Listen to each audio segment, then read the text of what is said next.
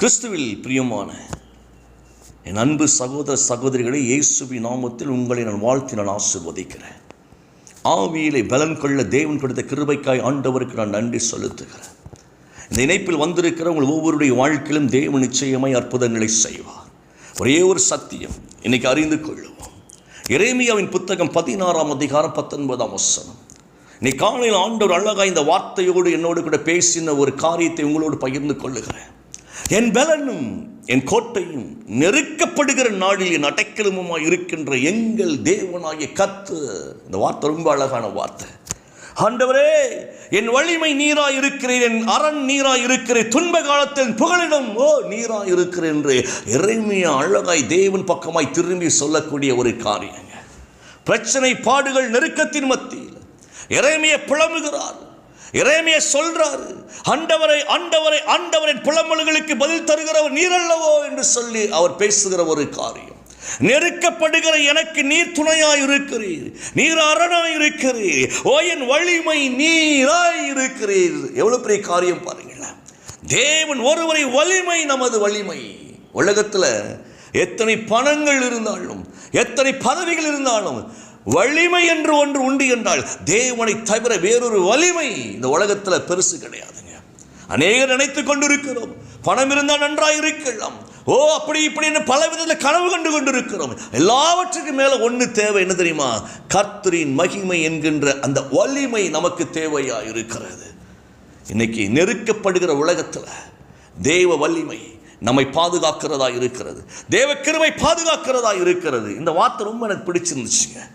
தேவன் ஒருவரே என் அடைக்கலம், நெருக்கத்தின் மத்தியில் ஆண்டவர் ஒருவரை அடைக்கலம் என்கிற அந்த வார்த்தை. எல்லாரும் நெருக்கப்படுகிறோம், ஏதோ ஒரு சூழ்நிலையில் நெருக்கப்படுகிறோம், முடியாத காரியத்தில் நெருக்கப்படுகிறோம். நெருக்கத்தின் மத்தியிலே தேவனாகிய கர்த்தரை நோக்கி கூப்பிடுகிற பிள்ளைகளுக்கு அவர் அற்புதங்களை செய்கிறவராய் இருக்கிறார். ஏன்னா நெருக்கம் என்பது தேவனுடைய காரியங்களுக்கு பிடிக்காத ஒரு காரியம்.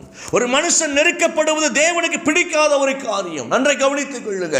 தேவன் நாம் நெருக்கப்பட அனுமதிக்கிறவர் அல்ல, நெருக்கத்திலிருந்து விடுதலை கொடுக்கும்படியாகவே நம்மை தேவன் நேசிக்கிறவராகவே இருக்கிறார். ஒருவேளை நெருக்கப்பட்டு கொண்டிருக்கிறீங்களா? எரேமியா சொன்னார் பாருங்கள், ஆண்டவர் நீரின் வலிமை, உம்மை நம்பி நான் வந்திருக்கிறேன், நீர் கோட்டை, உம்மை நம்பி நான் வந்திருக்கிறேன், என் அரணாயுதத்தை பாதுகாக்கிறேன், ஆண்டவர் உம்மை நம்பி நான் வந்திருக்கிறேன், என் நெருக்கத்தில் நீர் ஒருவரை உதவி செய்ய முடியும் என்று சொல்லி உம்மை நம்பி நான் வந்திருக்கிறேன். நெருக்கப்படுகிற சூழ்நிலையில் பாருங்க, ஏசப்பா அழகா ஒரு வார்த்தை சொல்றாங்க.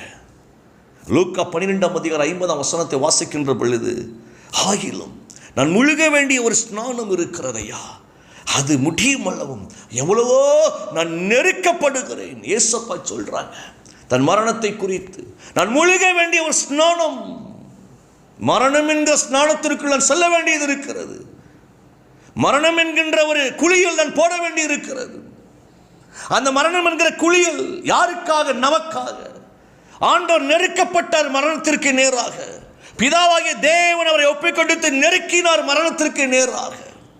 அந்த மரணத்தை ஏற்றுக்கொள்வதற்கு முன்பதாக தேவன் பேசுகிறார், நான் நெருக்கப்பட வேண்டிய காலம் வந்திருக்கிறது, நெருக்கங்கள் சூழ்ந்திருக்கிறது. இந்த வார்த்தை இயேசு சொன்ன வார்த்தைங்க.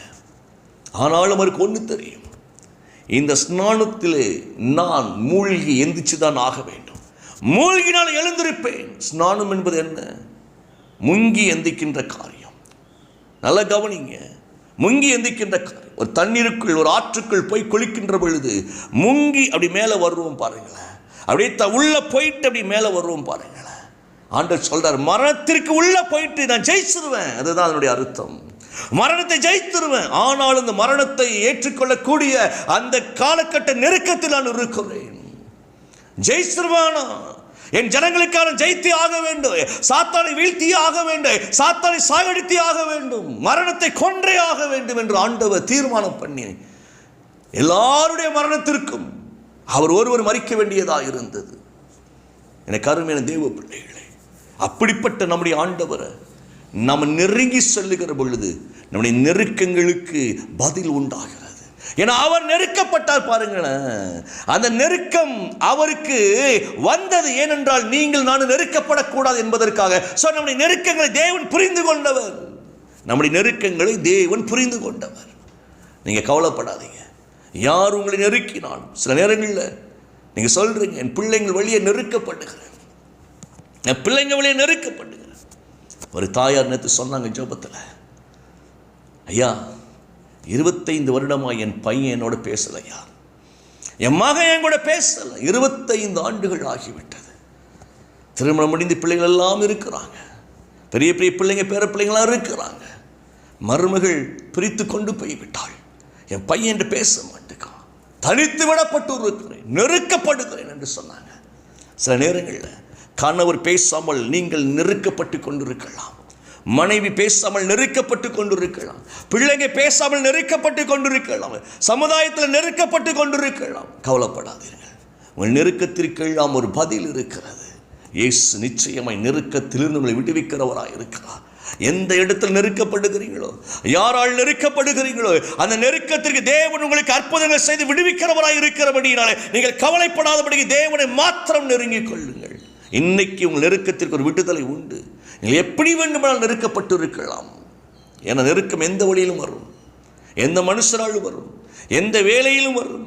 நன்மை செய்யும் போது கூட நெருக்கங்கள் நமக்கு வரும். நல்லதுதானே பண்ணுங்க, எல்லாம் எதிராக நிற்கிறத உண்மைதான். நீங்கள் நன்மை செய்தால் நெருக்கங்கள் வரும். நான் நெருக்கத்தின் மத்தியில் தேவன் விடுவிக்கிறவன். என் பிள்ளைங்களுக்கு திருமணம் ஆகவில்லை என்கிற கவலை ஒரு நெருக்கம், நல்ல வேலை வாய்ப்பு உண்டாகலையே ஒரு நெருக்கம், ப்ரமோஷன் கிடைக்கல நெருக்கப்படுகிறோம், வீட்டில் சமாதானங்களை நெருக்கப்படுகிறோம், கழுத்தை நெருக்கிறது, மூச்சு விட முடியலை, அந்த அளவுக்கு நெருக்கம். கர்த்தர் சொல்லுகிறார், நான் உன்னை விடுவிப்பேன், நீ பயப்படாத. உன் பிள்ளைகளுக்கு திருமண காரியத்தை நடப்பிப்பேன், நீ பயப்படாத. உன் பிள்ளைகள் ஒளிவுமுறை கன்றுகளைப் போலவோ செழித்திருப்பார்கள், நீ காண்ப, உன் கண்கள் காணும். உன் நெருக்கத்திற்கு எனக்கு விடுதலை கிடைக்க இயேசுவின் நாமத்தில் ஏற்றுக்கொள்ளுங்க இந்த வார்த்தையை. உங்கள் நெருக்கத்திற்கு எனக்கு விடுதலை கிடைக்க இயேசுவின் நாமத்தினாலே நீங்கள் விடுவிக்கப்படுகிறீர்கள்.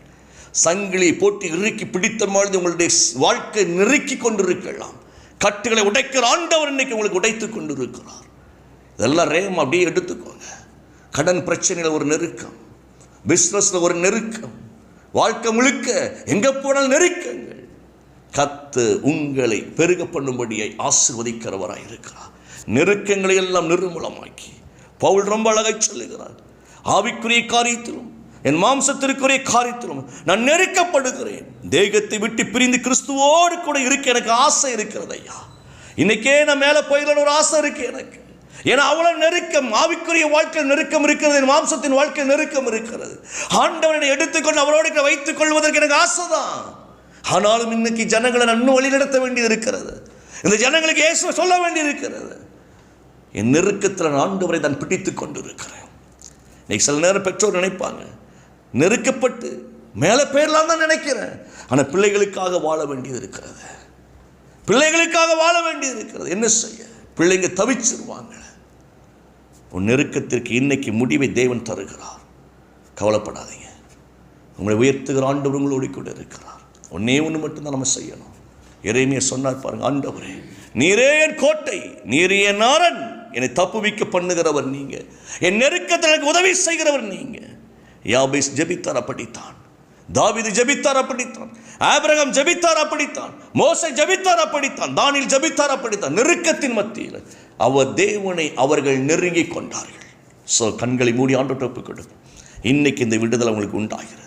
ஏசப்பா உங்களை நம்பி நாங்கள் வந்திருக்கிறோம், உண்மை நெருங்கி நாங்கள் வந்திருக்கிறோம். இன்னைக்கு என் ஆண்டவர் எங்களுக்கு அற்புதங்களை செய்வர் என்கிற நம்பிக்கையோடு கூட வந்திருக்கிறோம். எங்களை ஆசீர்வதியும் என்று சொல்லி எல்லாரும் ஒரு நிமிஷம், பிதாவே எங்களை ஆசீர்வதிக்க முடிய கரத்தில் வந்திருக்கிறோம் ஐயா. இயேசுவின் நாமத்தில் இணைந்திருக்கிற ஒவ்வொரு பிள்ளைங்க வாழ்க்கையில் இருக்கிற நெருக்கங்கள், ஆண்டவரை வாழ்க்கை முழுக்க நெருக்கம் நெருக்கம் நெருக்கம் நெருக்கம் நெருக்கம் நெருக்கம் நெருக்கம் ஓ சூழ்ந்து வந்து கொண்டிருக்கிற இந்த வேளையில் என் தேவனை காத்தர் பிள்ளைகளுக்கு அற்புதங்களை செய்வீராக, நெருக்கத்தில் விடுதலை உண்டாவதாக, அதிசயங்களை காண பண்ணுவீராக. இயேசுவின் நாமத்தில், இயேசுவின் நாமத்தினாலே பிள்ளைகளை நான் ஆசீர்வதித்து ஜெபிக்கிறேன். வல்லமை கிருபை பிள்ளைகள் சொல்ந்து கொள்ளட்டும். எல்லா நெருக்கங்களும் ஆண்டவரே இப்பொழுது இயேசுவின் நாமத்தில் நிர்மூலமாவதாக.